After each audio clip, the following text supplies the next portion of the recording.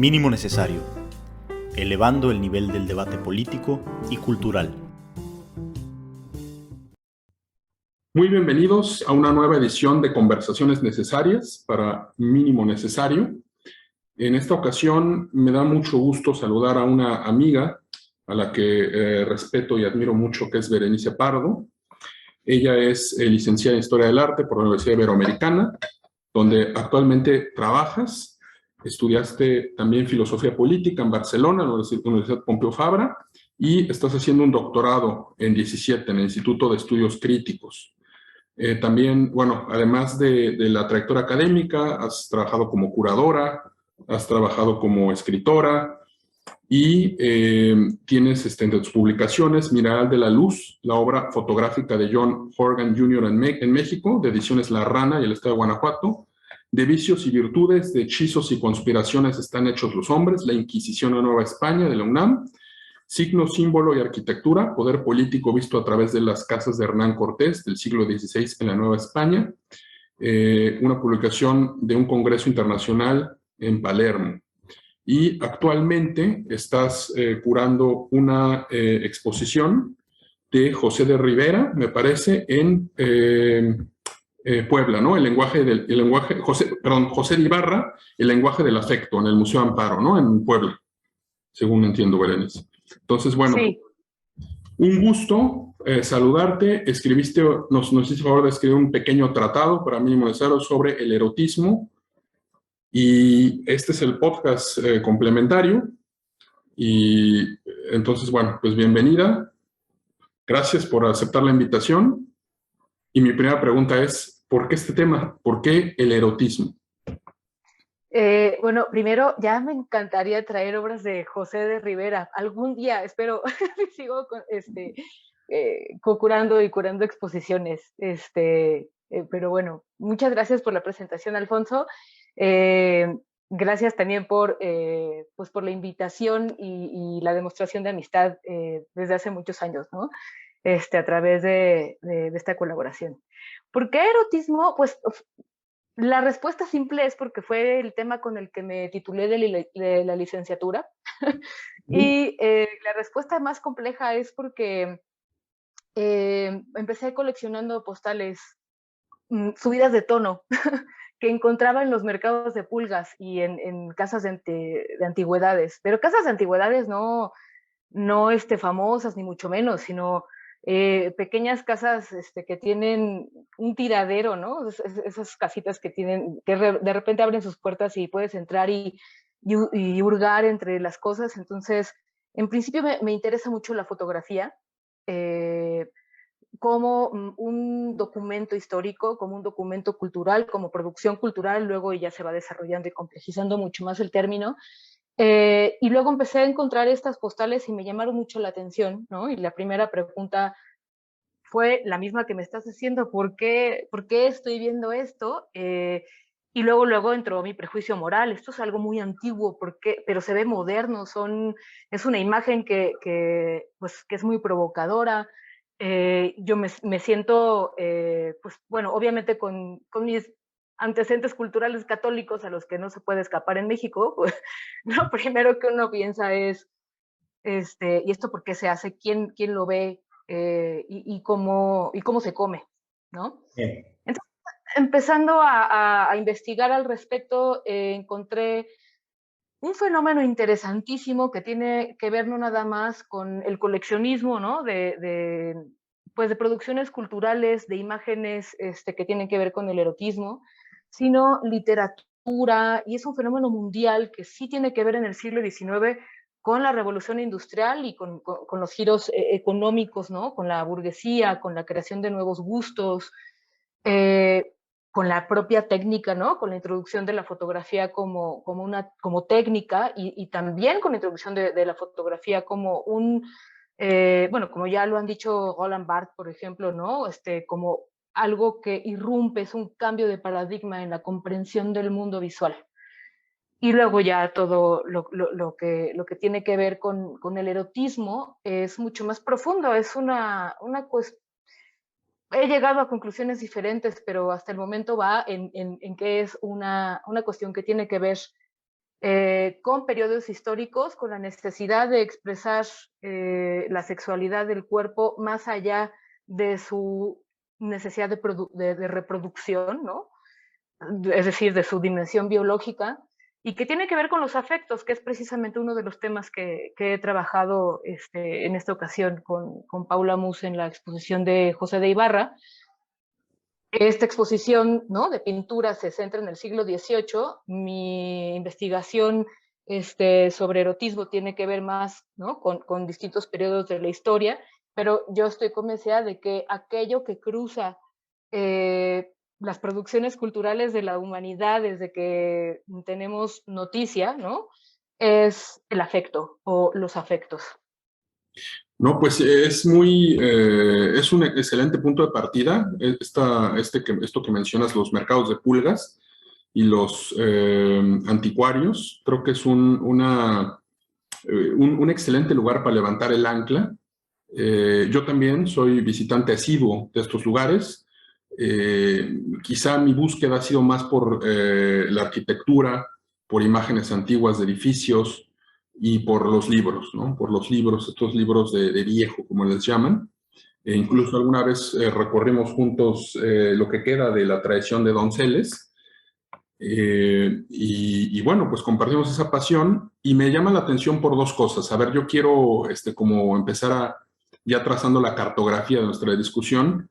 La primera es, tú mencionas el erotismo como algo más allá de la función biológica.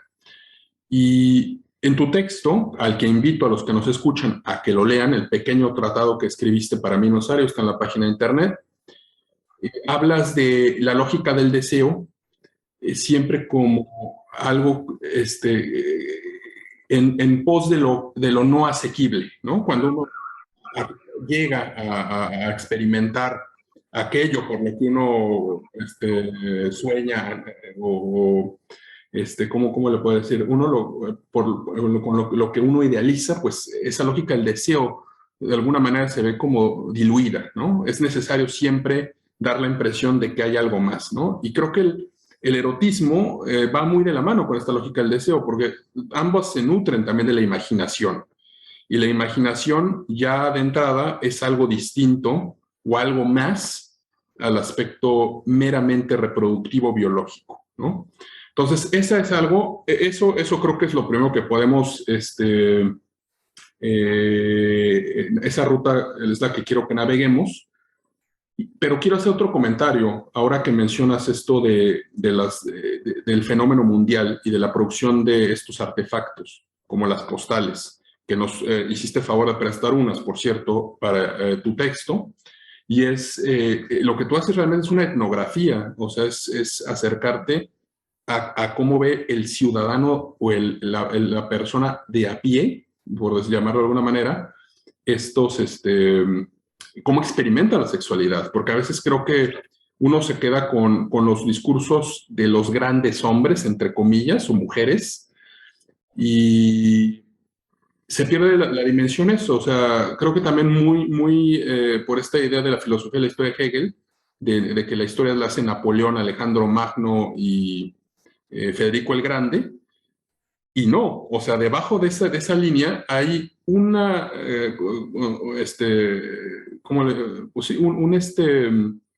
una marea de cosas, un caudal de expresiones de sexualidad y de erotismo que me parece muy estimulante que las traigas a cuento, ¿no?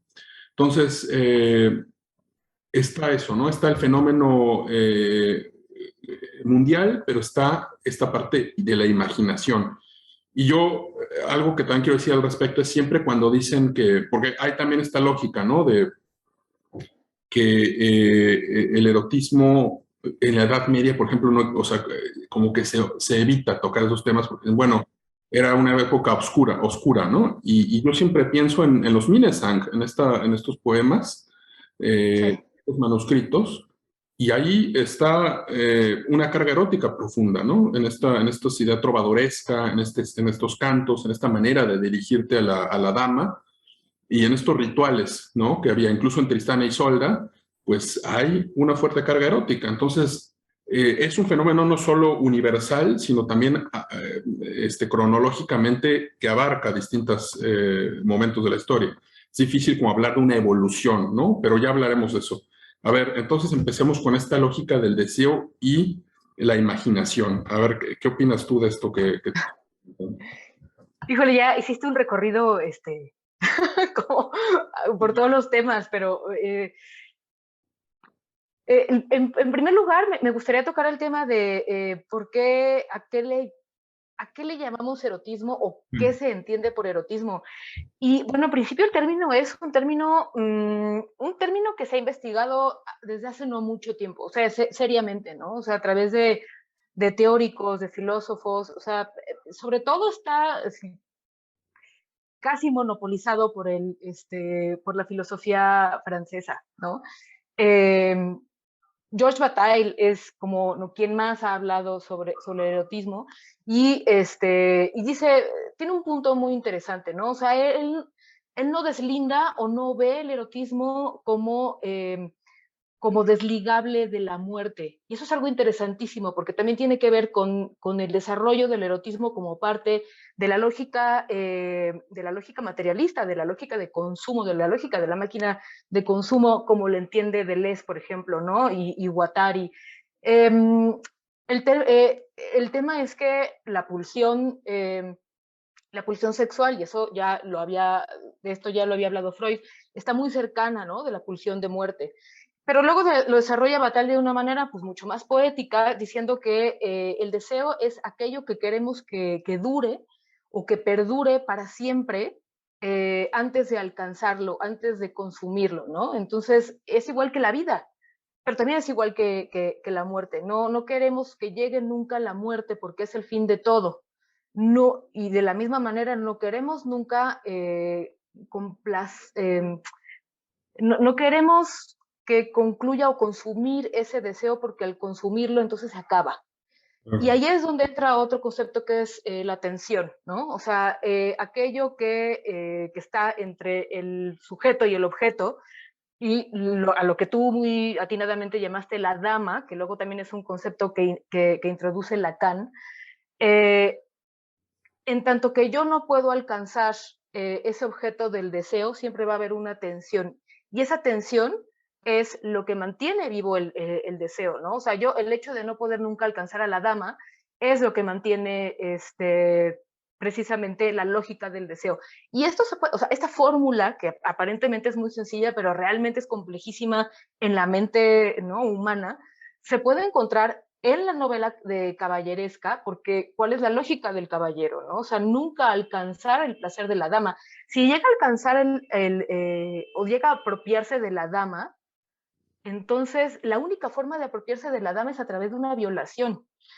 Entonces, el deseo también, ¿no?, dentro de esta narrativa occidental del erotismo, también conlleva una cuestión de profunda violencia, ¿no? O sea, es, es un sentimiento violento y eso tampoco hay que borrarlo del horizonte. Y no me voy a meter en cuestiones morales, por supuesto, y no me voy a meter en cuestiones de género en este momento.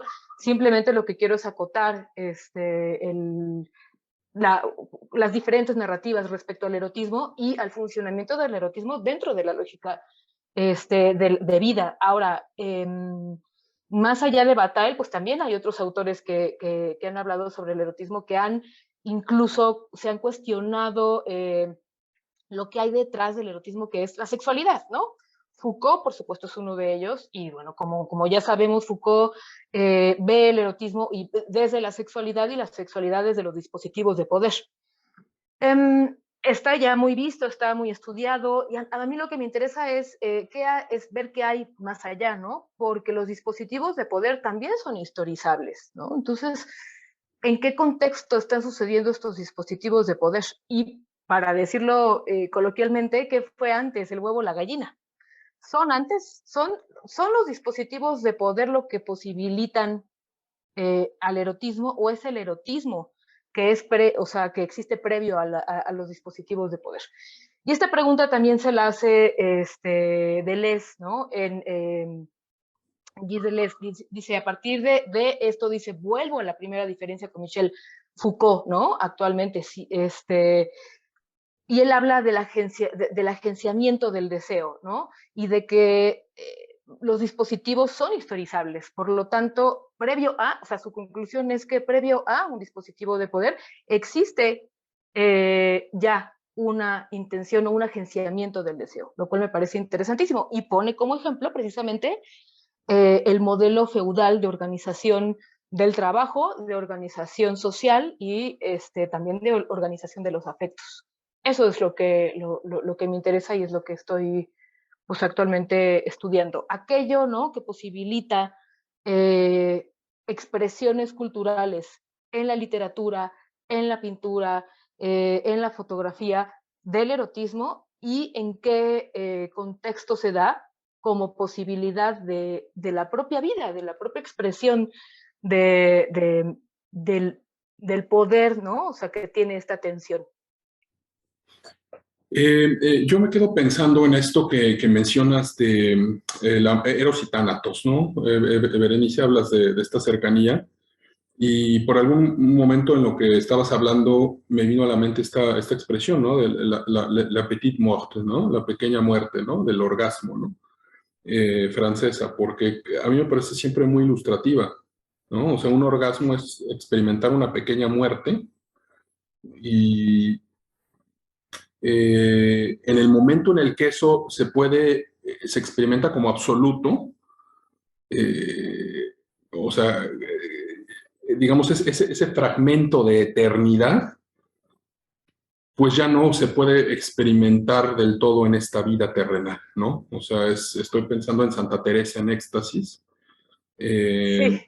estoy pensando pues sí, en toda esta poesía mística, ¿no? En esta idea de acercarse, incluso en distintos poetas alemanes, estoy pensando en Hölderlin, su idea que tienen de lo absoluto. Pues sí, el erotismo es una prueba, ¿no? Pequeña, de eso absoluto, ¿no? Y es lo que nos permite como seguir viviendo. Ibas a decir algo, perdón, por ahí no. Sí, no, que me parece muy atinado lo que estás diciendo, porque incluso pues Bataille aborda el tema de los arrebatos místicos en su libro de aquí voy a hacer una pequeña promoción, pero o sea, las portadas de su libro de erotismo tienen, ¿no? Y creo que no han cambiado en todos estos años, a Santa Teresa de Bernini, Claro. ¿no? Porque es el canon es el canon de esta, del arrebato místico también como un arrebato corpóreo, no nada más que tiene que ver con la espiritualidad, sino con la toma de conciencia del placer corporal, que es algo que es un pensamiento mucho más sofisticado, es un pensamiento que me parece que es más está más desarrollado hacia la ilustración, ¿no? Hacia un pensamiento ilustrado. Antes de estos siglos, no sé, no creo que se hablara tan propiamente, excepto por Hildegarda de Bingen, ¿no? Quien es una de las precursoras también del pensamiento de la sexualidad y de la dimensión corpórea del placer. Pero lo dice perfectamente bien Bataille, o sea, hay en el orgasmo, hay en el placer sexual una dimensión espiritual y hay una dimensión corpórea, y lo toman efectivamente los místicos como San Juan de la Cruz, la propia Santa Teresa, es decir, no hay que pensarlo de una forma como tan tajante, sino que hay que hacer una lectura muy fina y entre líneas de sus propios textos para comprender cómo subliman, ¿no? ese placer corporal. Esa sublimación del placer corporal es precisamente eso, ¿no? La tensión que existe en el camino hacia, pues hacia la muerte pequeña. Que ahora, ahorita estamos hablando, por ejemplo, de la experimentación de la muerte, del erotismo, de lo sagrado como absolutos, como una desintegración de la individualidad. Pero también hay un vértigo frente a eso. Y eso me lleva a pensar en esta película de Hitchcock, Vértigo, precisamente, ¿no? Que es esta, para los que nos escuchan, esta película, esta clásica, que toca ese tema del deseo, que no quiero ahorita como destripar, porque es lo que menos quiero siempre, siempre como que hago las recomendaciones y las invitaciones y que la gente la mire, pero digamos, dicho en dos líneas, pues es algo, la incapacidad de una persona de renunciar a una obsesión y cómo lleva eso a buscar que otra persona pues reproduzca todo eso que la otra persona le ofrecía. Y en esa tarea del deseo, en esa tarea imposible, se genera o sea, una tarea que está condenada desde el inicio al fracaso genera un tipo de fracaso, a veces el abismo, ¿no?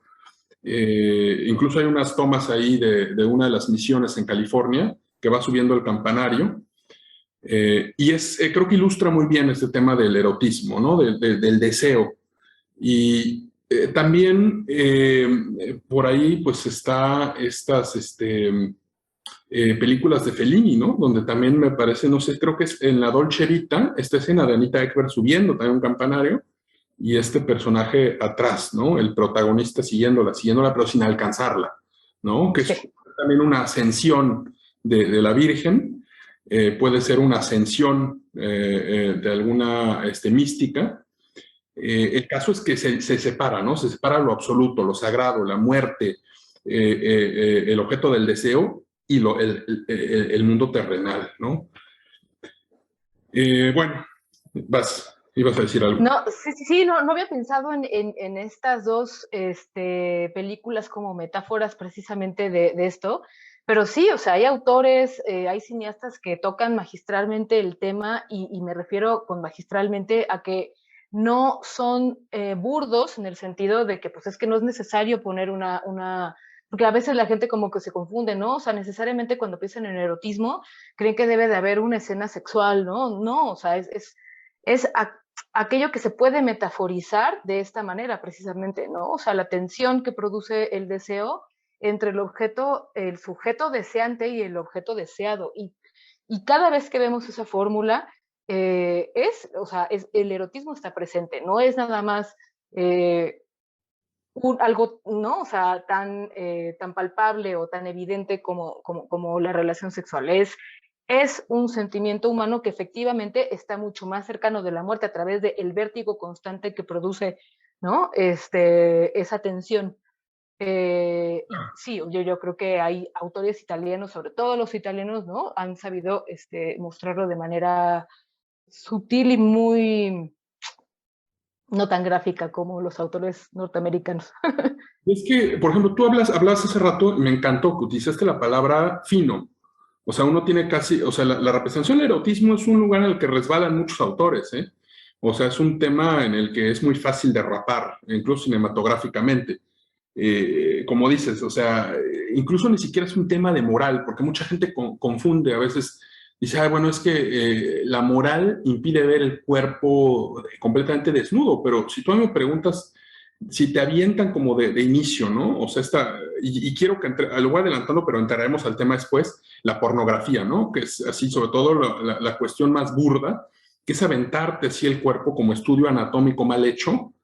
Eso aniquila la imaginación por completo, ¿no? Pero no adelantemos vísperas, porque quiero que lleguemos al tema de la pornografía. Quiero que ya, ahorita estamos discutiendo, dando vueltas alrededor del concepto de erotismo, pero no quiero, o sea, quiero darte la palabra ahorita para que ya nos metamos de lleno a las representaciones del erotismo en estas postales y en estas imágenes, pero antes de hacerlo, me permito hacer como dos comentarios rápido. El primero es esta película que seguramente conoces porque sé de tu fascinación por este director danés, Lars von Trier. Es trilogía, la de Nymphomaniac, la de Nymphomana, son dos películas, ya no recuerdo. Son dos. Son dos. Pero hay una secuencia en esta, no me acuerdo si es el volumen 1 o en el 2, en el que la protagonista habla de cómo ella reúne en su cabeza, va en el tren y ve a los pasajeros y reúne como las cosas de ciertos hombres a los que ella le despiertan cierta atracción erótica y dice, bueno, de él me gustaba la muñeca, los dedos, los pies, y recrea en su cabeza como un conjunto, ¿no? Y ese conjunto, ese hombre, digamos, que la erotiza, formado de distintas partes de otras experiencias cotidianas, es tan imaginario como un minotauro, ¿no? O sea, es un producto que no está en la realidad y para el que se necesita la imaginación como un grado supremo, ¿no? Entonces, yo realmente lo que quiero hacer con esto es partir una lanza por la imaginación, ¿no? Como fundamento del erotismo.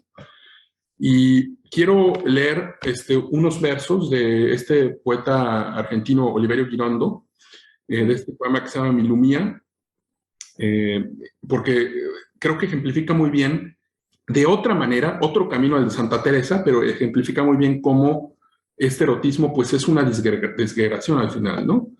Escribe Girondo, mi lubidulia, mi golosida love, mi luz tan tú que me enlucie la abisma y desentratelura, y Venus Afrodea, nirvana el suyo la crucis los desalmes, con sus melimeleos, sus eropsiquisedas, sus decúbitus lianas y dermiferios limbos y gormullos, mi luar, mi mito, de mono ave de arroza, mi pesada, mi lubicita niña, mi lubisnia, mi lu más lampo, mi pulpa luz de vértigo de galaxias de semen de misterio, mi lubela luzola, mi total luz plebida, mi toda luz lumía.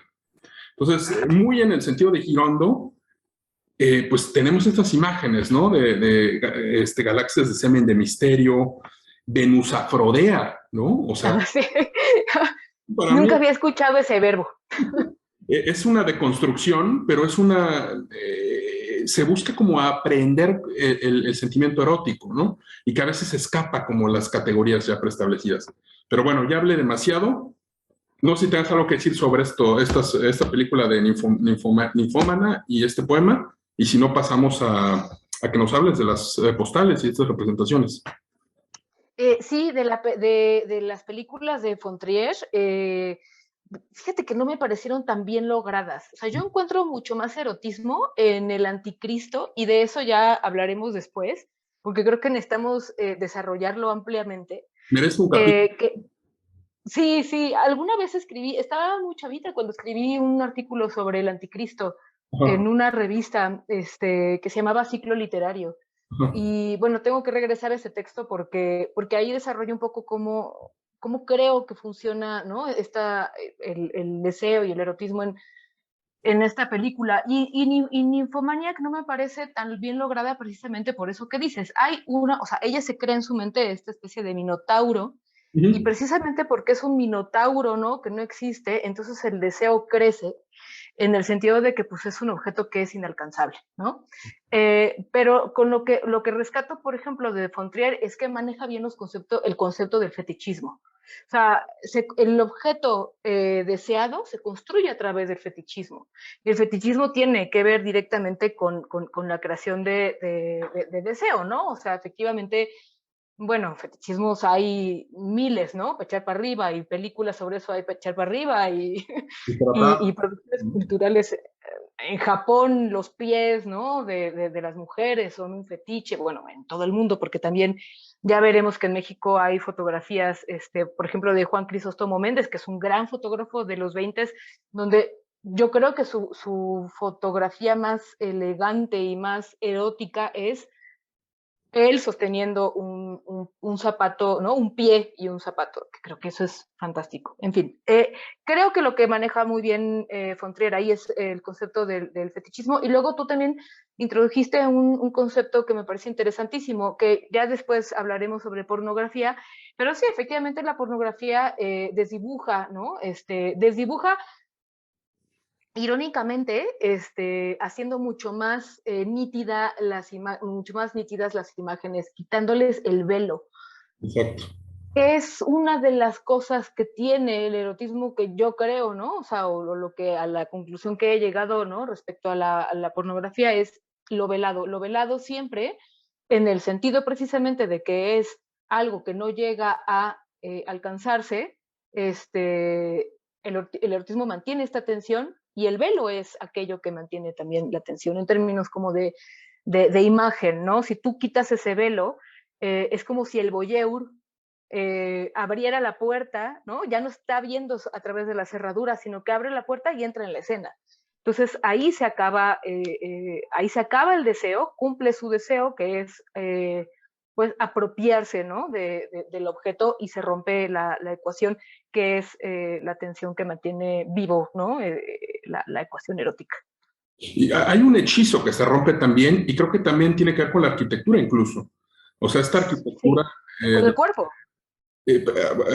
por ejemplo, Buñuel, ¿no? En esta película, es Belle de Jour, me parece, la película con Catherine Deneuve. No sé si te acuerdas de esta que va a visitar a un chino que tiene una cajita y que hasta la fecha se discute en internet que qué ve en la cajita. Y luego hay una secuencia frente a una pintura de Matías Grunewald, pero yo no quiero ni dilucidar qué tiene la cajita ni hablar de Grunewald, sino simplemente quiero que esta mujer, esta Catherine Deneuve, visita unos edificios en París que tenían un vestíbulo, que tenían un elevador, que tenían una sala de espera.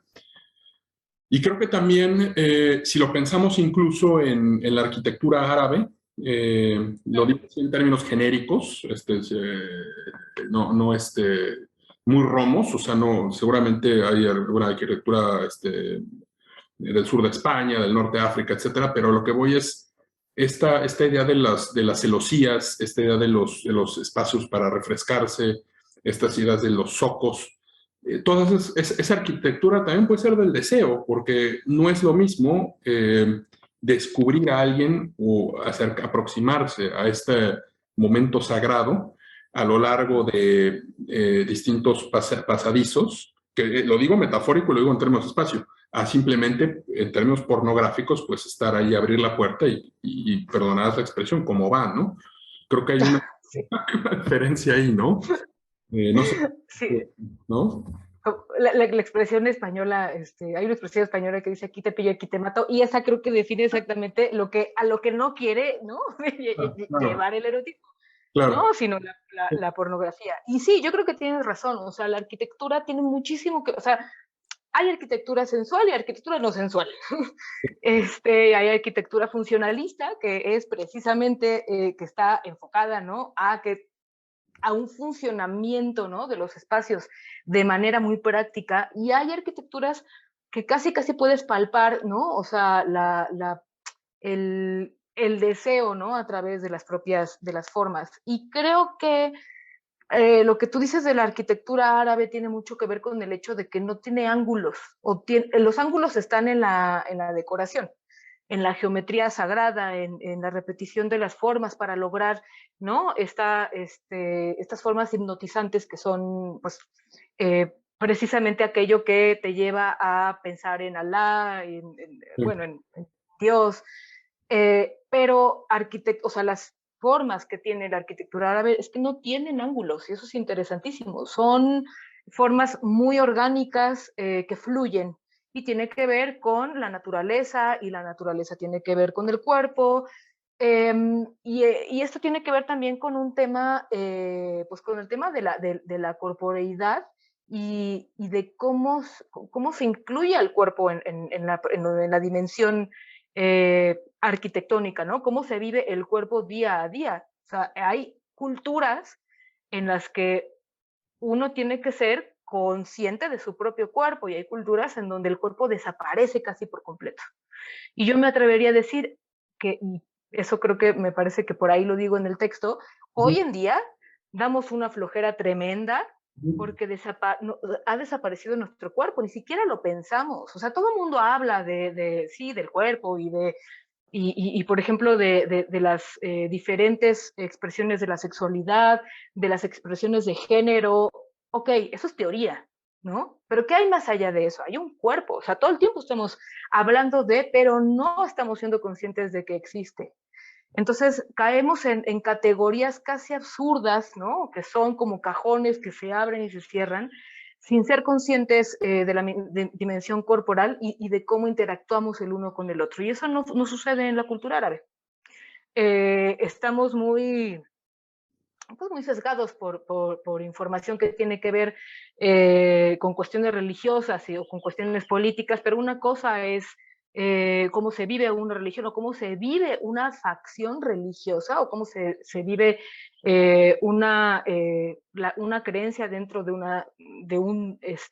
una religión grande, así como como muchos cristianos hay muchos tipos de musulmanes, y culturalmente cómo se vive realmente, ¿no? Ese tipo de cultura. Pero bueno, eso es otra cosa, pero sí tiene que ver con lo que de lo que vamos a hablar sobre las representaciones en Oriente, no en Medio Oriente y en Oriente Lejano.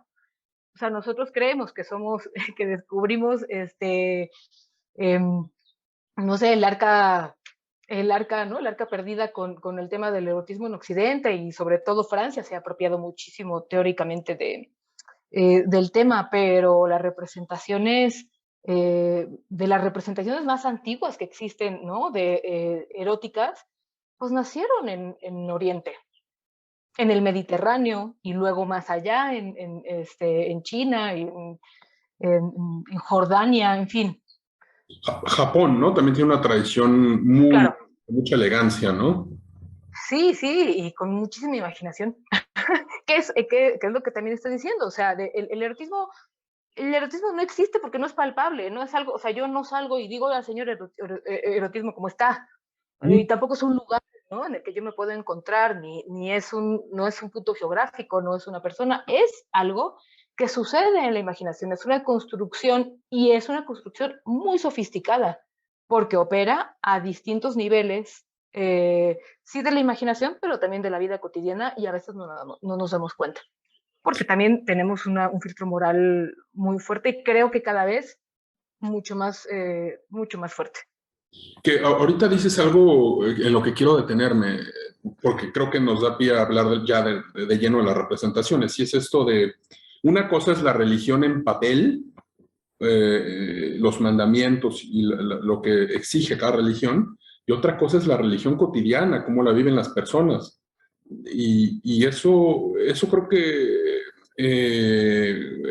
por ejemplo, pensar qué es el puritanismo, qué es el catolicismo tridentino, qué es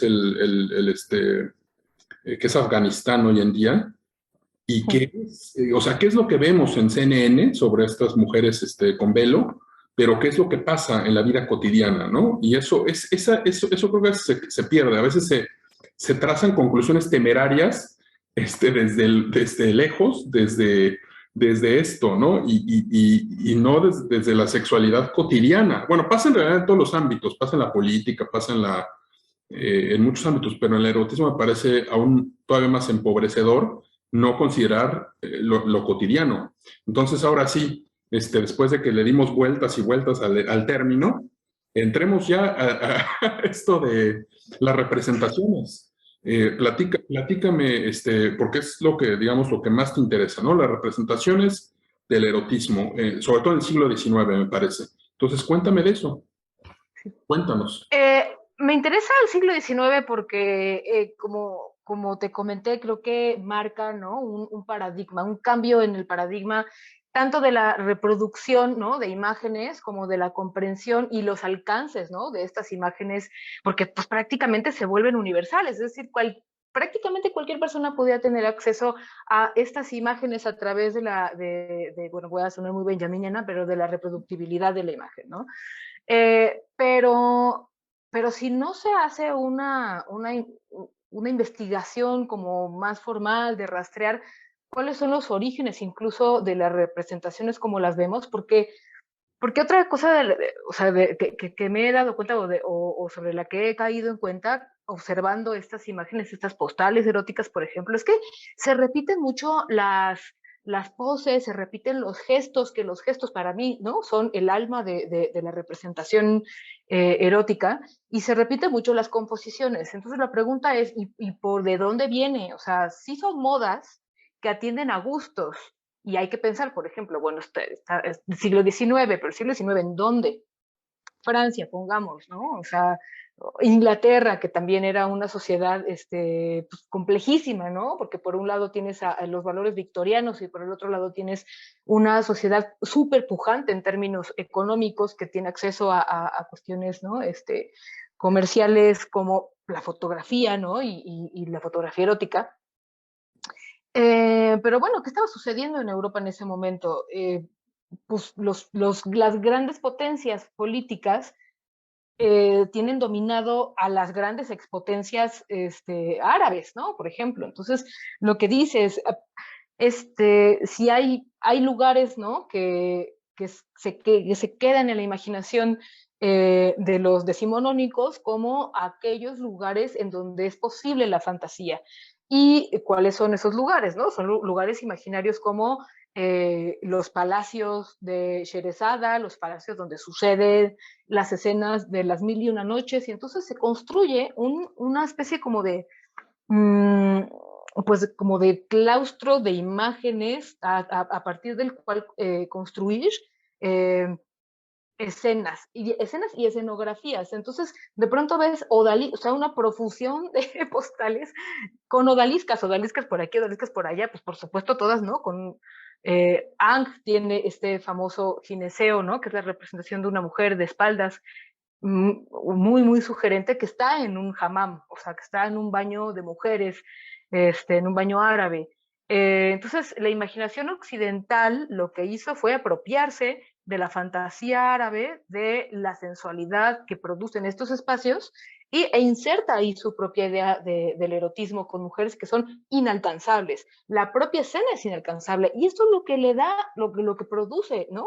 O lo que vuelve tan atractivas estas imágenes en términos de su carga erótica, que es profundísima, y del deseo que producen. Entonces, pues, si yo, fulanito, te quiero mandar a ti una postal regalándote, ¿no? A una mujer que va a estar dispuesta, que es una de las postales que me encontré el año pasado en Barcelona, precisamente en un mercado de pulga, bueno, no, un mercado de libros antiguos. O sea, yo me apropio de la imagen, me apropio de la escena y te la hago llegar como si fuera un objeto, como si tuvieras alcanzado el objeto de deseo. Sin embargo, es inasible, es inalcanzable, te mando el concepto. Esto me parece maravilloso. Pero tiene, ¿no? O sea, las implicaciones que tienen las imágenes son muy complejas. Es decir, ¿de dónde vienen estas imágenes? ¿Cuáles son sus antecedentes? Y ha habido estudios muy interesantes, más o menos desde los 70s, que tienen que ver con un rastreo iconográfico y también literario de los orígenes del erotismo a través de los siglos. Y, por ejemplo, una de las referencias más occidentales que tenemos de las escenas eróticas del siglo XIX están en Imodi, que es de lo que hablo en el texto para mínimo necesario, ¿no? Imodi es un conjunto de 16 escenas, ¿no? Eróticas, que es como un manual, un mini manual de posturas eróticas, ¿no? Con textos de Pietro Aretino, también lo voy a... Por favor. Voy a hacer aquí el anuncio.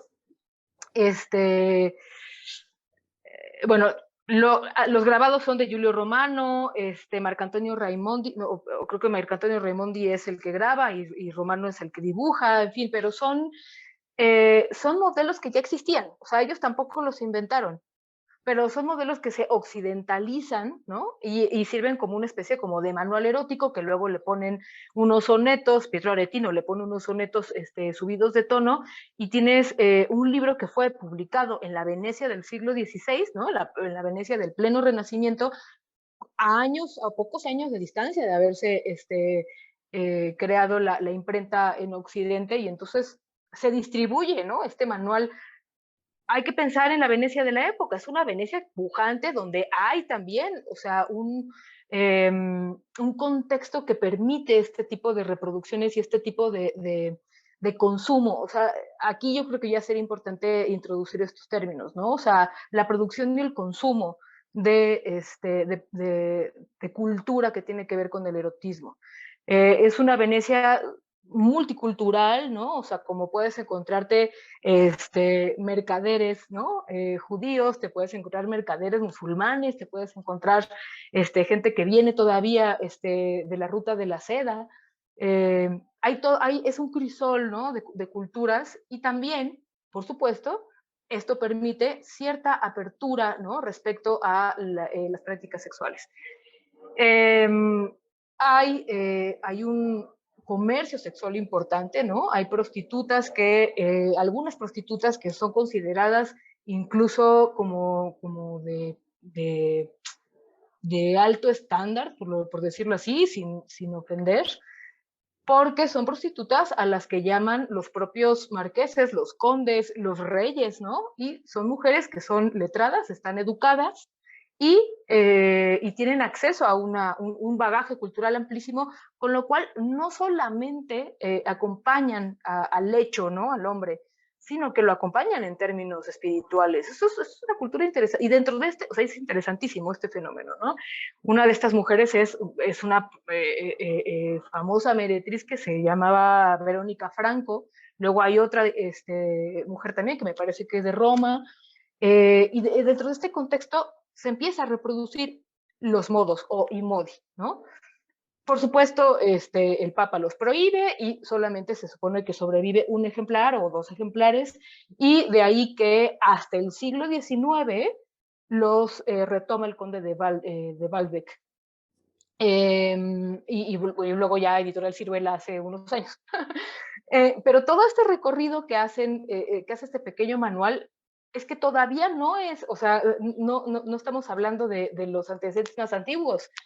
Hay una teoría por ahí que dice que los modos o IMODI se basa en manuales todavía más antiguos que tienen que ver con manuales de sexualidad para el goce del cuerpo, y que tienen su origen en Grecia, en la Grecia clásica, en Troya. Una de las, pues de las asistentes o de las mujeres ahora se me olvidó el nombre exacto, ¿no? Pero que acompañaban a Helena de Troya, se dice, ¿no? O los estudios han demostrado que firmaba como Elefantis, fue la primera mujer que escribió un manual de posturas sexuales para el goce, ¿no? del cuerpo, que es algo que ahora mismo, ¿no? Nos resulta casi impensable, porque estamos con el rollo de que las mujeres no pintamos nada en la historia de los hombres, pero ya hay que buscar más y hay que comprender cuál es el lugar de las mujeres en la historia de la sexualidad. O sea, es complejísimo, tiene muchas aristas. Entonces, bueno, este es uno de los antecedentes. No hay imágenes, ¿no? Pero está como antecedentes. Luego están los frescos de Pompeya, que si era un prostíbulo, que si no era un prostíbulo, no, o sea, no sé si ya se llegó a alguna conclusión, pero las imágenes de los frescos de Pompeya tienen que ver con los manuales de sexualidad, ¿no? ¿Y hacia dónde van los manuales de sexualidad? Pues no van hacia la reproducción nada más, van hacia el goce del cuerpo. Y luego tienes más adelante los poemas de Ovidio, ¿no? Que también tienen un antecedente tanto visual, ¿no? En los frescos de Pompeya, y un antecedente literario en los manuales de estas mujeres como el de Elefantis, que supuestamente era mujer.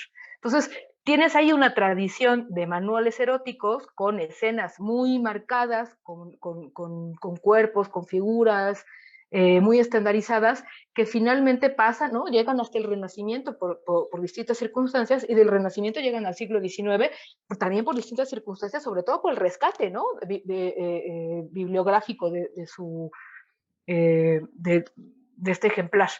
Y del siglo XIX, pues entonces empieza la profusión de las postales. Es decir, a lo que voy con todo este rollo, que espero ya que no se hayan dormido, es No, que... nada, es muy interesante y creo que siempre conviene como hacer este recorrido para evitar caer en esta idea de que las cosas son generación espontánea, ¿no?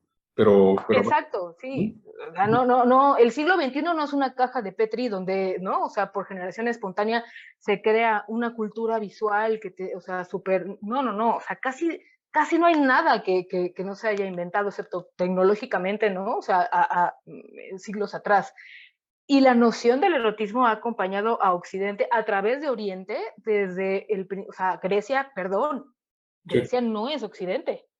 Grecia está ¿no? Inmerso en una cultura que es mucho más oriental que occidental, que de ahí nosotros nos hayamos hecho a la idea, ¿no? De que nuestra construcción como occidentales nace en la sofisticación del mundo antiguo, ¿no? Siendo Grecia su epicentro, eso es otro rollo, pero culturalmente es Oriente. Y entonces, o sea, una de las cosas que sí podríamos decir es que la idea del erotismo y la concepción del erotismo estéticamente tiene una herencia fortísima en Oriente.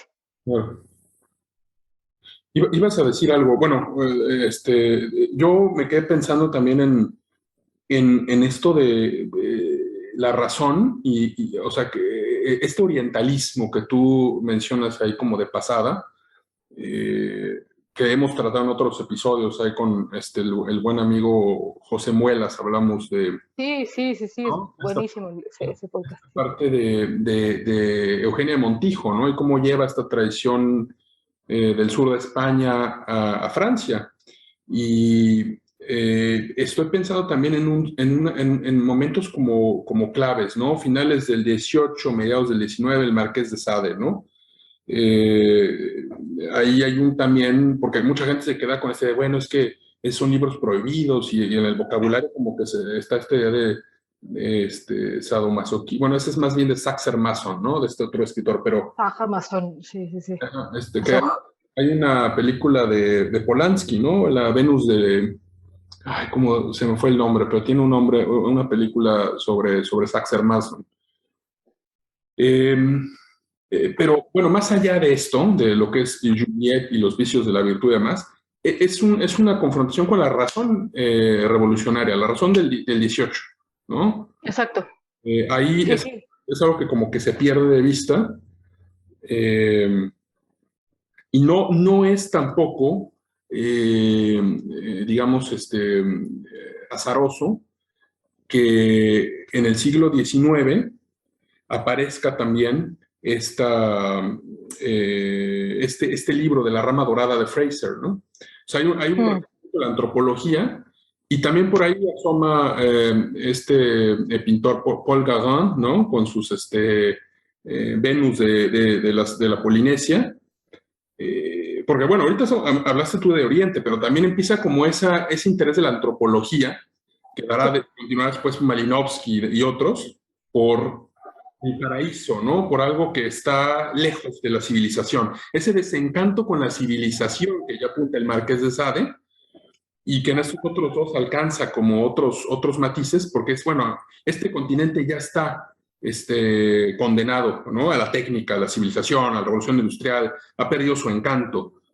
Hay que buscarlo en otros lados, hay que ir y buscar a estas mujeres de Tahití, y ahí es donde está realmente la naturaleza pura, ¿no? El erotismo, la sexualidad viva, ¿no?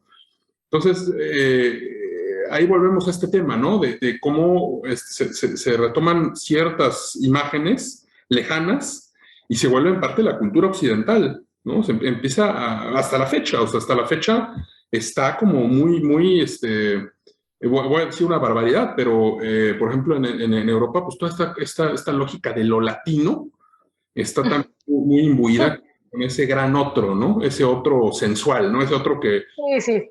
piensa o no, pues es indiferente, pero el chiste es que sean como Shakira o sean como de Penélope Cruz, ¿no? Esa sensualidad, ¿no? Que se busca, ¿no? Para escapar de un mundo que se cree atrofiado, que se cree desabrido por civilizado, ¿no? Sí, sí, sí, o sea, en ese sentido, o sea, J Balvin es el nuevo buen salvaje, Claro. ¿no? O sea, por ejemplo. Y mientras se siga estableciendo esta relación directa entre naturaleza y otredad, ¿no? O sea, todo aquello que está mucho más ligado a la naturaleza que a la razón, a la naturaleza como una ontología per se, pues es como mucho más puro y también entonces es mucho más inmediato y es mucho más sensual. Claro. ¿No? Pues el reggaetón por eso es mucho más sensual y entonces pues por eso, o sea, el gran otro sigue siendo todo aquello que no forma parte del statu quo, ¿no? Del pensamiento ilustrado, porque la verdad es que sigue estando seguimos estando imbuidos en ello, ¿no? O sea, todos los que somos latinos, ¿no? Incluyo España e Italia en la ecuación, digo, ¿no? Penélope Cruz, o sea, todos los que tenemos un tono de piel con un pantone un poco mucho más elevado, ya estamos dentro de la categoría del buen salvaje. Y ese pensamiento no se ha desligado de ahí, y efectivamente, o sea, ahorita mencioné al conde de Waldeck, Sí. que es quien rescató y volvió a y reeditó los sonetos lujuriosos de Aretino y los Imodi. Lo hizo en el siglo XIX y él era un antropólogo y arqueólogo aficionado. Entonces sí, o sea, estamos en el siglo, ¿no? O sea, digo, conceptualmente estamos en el siglo XIX pensando en la fascinación por lo otro, la fascinación por el otro, la fascinación por aquellos lugares que están mucho más cerca a lo natural y no a lo técnico y no a la máquina, ¿no? A la máquina y a la industria, que es lo que representa Europa en el siglo XIX. Y es ahí donde precisamente se da pues yo diría una revolución estética del erotismo como del erotismo y el orientalismo, ¿no? O sea, toda la producción cultural que tiene que ver o casi toda la producción cultural que tiene que ver con erotismo y con sensualidad y con el ejercicio de la sexualidad, tiene que ver con lo otro. Y no dentro de un contexto racional, lo cual entra en contradicción con la producción literaria en la que se inserta Sade. El Marqués de Sade, ¿no? Creo que lo dijiste muy atinadamente. El Marqués de Sade no va nada más de Judith y ¿no? O sea, de lo licencioso, ni de escribir con eses en su celda. Son manifiestos políticos, ¿no? Creo que conversaciones de tocador, ¿o cómo se llama? Yo, la verdad, no, pero pues sí tiene por ahí el nombre de tocador. Bueno, esa obra para mí es la más política de Sade, ¿no? Y él también, o sea, él abreva de una tradición literaria que surge, ¿no? Ya en el siglo XVII, finales del XVI, que son los sonetos lujuriosos, ¿no? O sea, hay, esto es una antología de textos libertinos franceses del XVII que tiene que ver con la antigüedad clásica.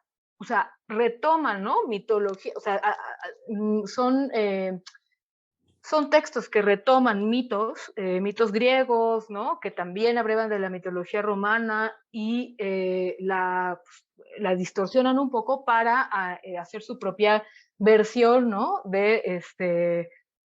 De literatura licenciosa o para expresar, ¿no? Desde su propio punto de vista, la sexualidad humana, siempre basándose, ¿no? en un antecedente clásico. Esto es interesantísimo porque sucede en el siglo de las luces, o sea, ¿y por qué lo menciono? Porque la sexualidad no está desprovista de razón, ¿no? O sea, no tiene que ver todo el tiempo solamente con la naturaleza ni con lo no racional. O sea, la literatura licenciosa francesa y todo aquello que tiene que ver con, por ejemplo, lo que menciono también en el texto, que son las fiestas en Versalles, tiene que ver con la libertad que tiene, ¿no? De pensamiento la gente, la libertad que tiene de expresión, por supuesto dentro de un contexto muy acotado que es la monarquía francesa del 17 y del 18, ¿no? Una mujer educada, una mujer culta podía tener acceso a este tipo de literatura e incluso a veces producirla. Claro. Y no tiene que ver con el buen salvaje, sino con una producción intelectual. Entonces, lo erótico, la producción cultural erótica también sucede dentro de un ámbito súper intelectual. Eso me lleva también bueno, ya me voy a insertar un poco en el tema de las producciones cinematográficas, pero bueno, hay a quien sí le gustó y hay a quien no le gustó, pero hay una película que salió hace como 2, 3 años que se llama Curiosa, justo antes de la pandemia, que habla de la vida de Pierre Louis, del poeta, ¿no? Y cómo vivió pues una aventura con una mujer de clase media alta de la burguesía francesa de origen español, a quien fotografía, ¿no? O sea, se vuelve su musa, pues. pues este señor finalmente viene de una clase alta, ¿no? De la burguesía también, y se da la licencia, se toma la licencia de irse a un viaje por Oriente. Y en Oriente descubre, creo que se fue a Marruecos, que ya era ya lo estándar, ¿no? Y en Marruecos descubre las odaliscas, se lleva una odalisca a Francia, se vuelve también su modelo, y entonces él produce una serie de obras que tienen que ver, ¿no? Con el orientalismo, con lo erótico oriental, y también una serie de fotografías interesantísimas que tienen que ver con, pues, con el erotismo occidental y oriental, ¿no? Y una de las cosas interesantes que sucede en la película es que también incursiona en la fotografía esta mujer, ¿no? La mujer con la que tuvo este amorío, que ahora mismo no recuerdo cómo se llama, pero es muy interesante porque es ella quien toma la cámara y sí existen fotografías hechas por ella. Entonces, este contexto, ¿no? Del orientalismo en el siglo XIX es producto del contexto político en Europa. Pero hay otro fenómeno que es el fenómeno, ¿no? De la escritura licenciosa durante la Ilustración, que tiene que ver con la razón y con la cultura, ¿no? Y con la producción cultural, de alta cultura. Híjole, Berenice, pues nuestro público te debe estar muy agradecido por este recorrido que acabas de hacer. De verdad es impresionante en tan poco tiempo, pero es importante, digamos, esta longue durée, ¿no? Para ver cómo discursos, producciones culturales, formas se van adquiriendo. Solo es posible verlo desde esa perspectiva, ¿no? De larga duración y no tanto como utilizando un microscopio, ¿no? Que lo sacamos el microscopio, hablamos de las postales y hablamos de esto, pero finalmente este trazo que acabas de hacer desde Oriente hasta ahora, pues solo es posible así, ¿no? Ir como tomando ciertos momentos y uniéndolos, ¿no? Porque así vemos los cambios y las variaciones. Y este libro de estas miniaturas eróticas de las que hablas en el texto, es como, digamos, un excelente punto de partida, porque justo confluyen ahí tanto el pasado, ya hablaste de la Venecia renacentista, pero también el futuro, lo que viene en el 19, ¿no? Entonces, bueno, a mí me encantaría seguir hablando de esto toda la tarde, pero ya nos tenemos que ir acercando hacia un cierre.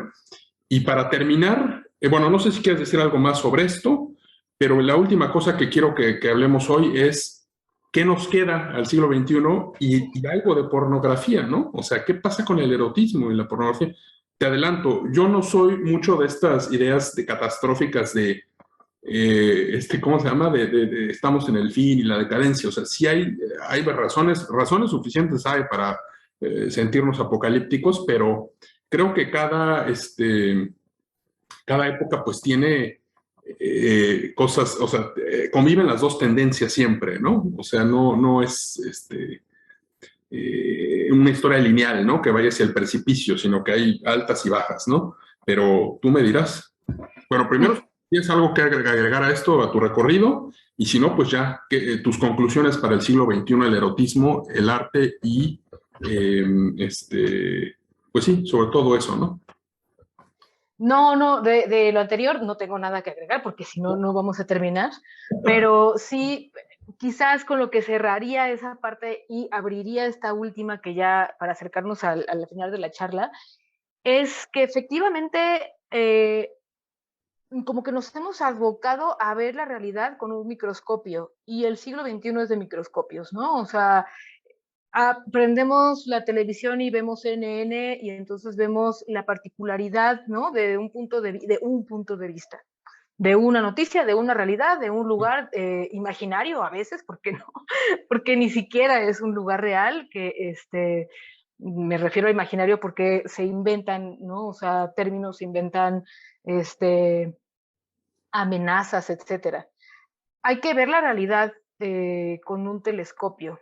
Y a veces también hay que ver con telescopio la propia historia de la humanidad. No vale la pena estar todo el tiempo poniendo, ¿no? Bajo el microscopio cuestiones como, y ahora ¿cómo vamos a categorizar esto? Y ahora ¿cómo lo vamos a legislar? O sea, ¿no? Sí, Se sí, categoriza y se legisla a partir de la miniatura. Y claro, eso creo que hace mucho daño, porque más allá de la cuestión, ¿no? De cuál es la diferencia entre erotismo y pornografía, está el hecho de que estamos hablando de cuerpos sexuados, ¿no? Conscientemente, que eso somos nosotros. O sea, la única diferencia, lo único que nos diferencia de los animales es que, pues sí, tenemos una conciencia y que ejercemos la sexualidad de forma consciente, precisamente, ¿no? Y que además hacemos representaciones de ello.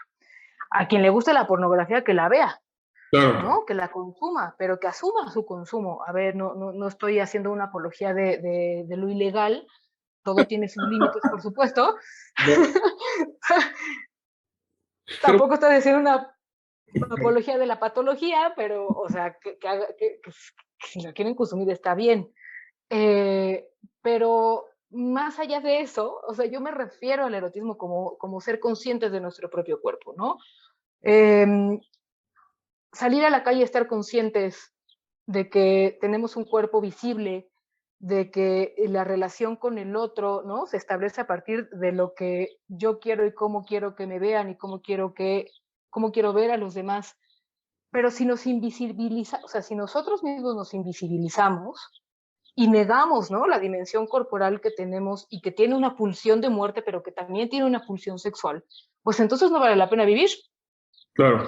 Y lo que está negando hoy en día, o lo que se está yendo a la discusión, ¿no? Hacia otros lugares que no tienen, eh, se habla de cosas que están muy lejanas, ¿no? A la propia dimensión corporal, eh, físico, o sea, psicológica de las personas. Y yo veo, y eso se ve, en fin, se ve todos los días, ¿no? O sea, se habla mucho de las personas transexuales, de las personas transgénero, pero alguien les ha preguntado, ¿no? ¿Cómo se sienten respecto a la relación con el otro?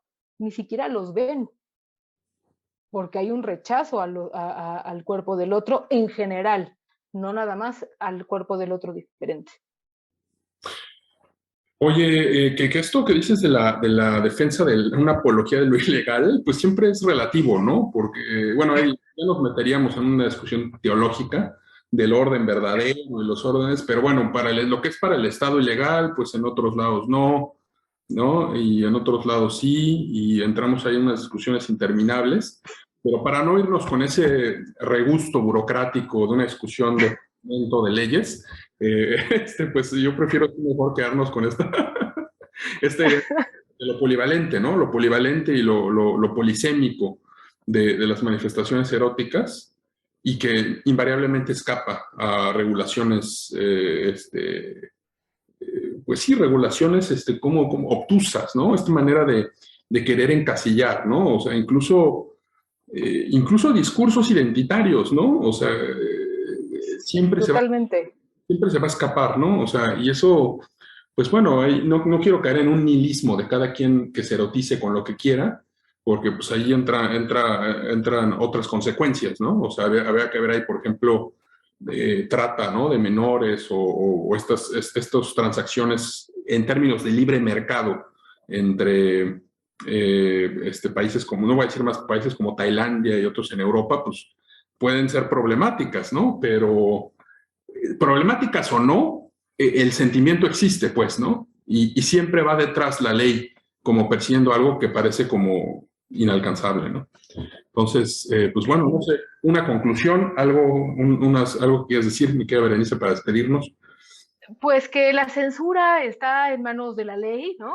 Pero cuando la censura cae en manos del público, entonces ya estamos en problemas.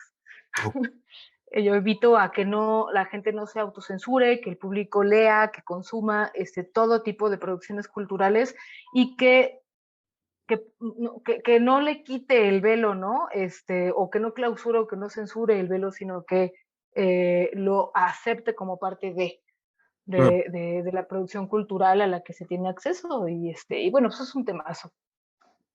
Pues ya regresarás aquí para hablar de ya entrada pues de Lars von Trier, ¿no? Tenemos ahí algo.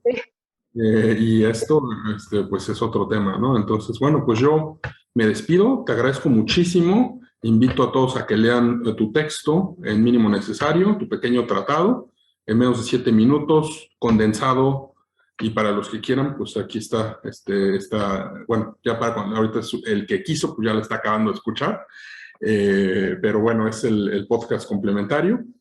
Y bienvenida, Berenice, siempre tu casa mínimo necesario, regresa cuando quieras. Gracias por participar. Gracias a ti, Alfonso, gracias a todos en el equipo de Mínimo Necesario. Perfecto. Nos estamos leyendo. Así es, hasta la próxima. Muchas gracias por escucharnos. Lo que sigue es que te suscribas, que compartas y, más importante, que nos envíes una creación propia, sea un texto o un podcast o cualquier contribución que eleve el nivel del debate político y cultural de nuestra época. Te esperamos con todos nuestros contenidos en minimonecesario.com.mx. Hasta la próxima.